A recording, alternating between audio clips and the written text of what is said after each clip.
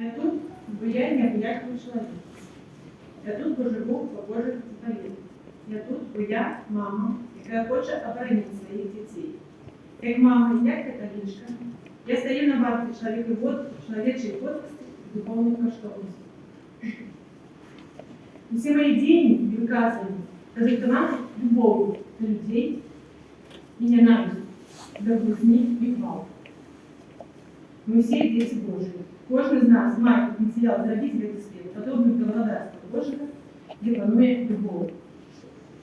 В Володарстве Божьем нема места для ненависти, гусни, заздрости, помсты и страха. Мое сердце рвется на части, градус ненависти, расте, увеличивается колькость боли и кривды.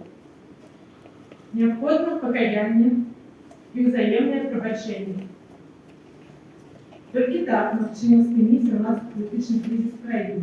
Матеріали справи мої дії нададені серця, яких я не мала на увазі.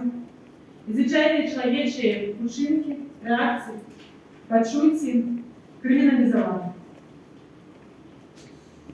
В матеріалі справи є фото з плакатом, на яких написано «Мир, любовь, свобода».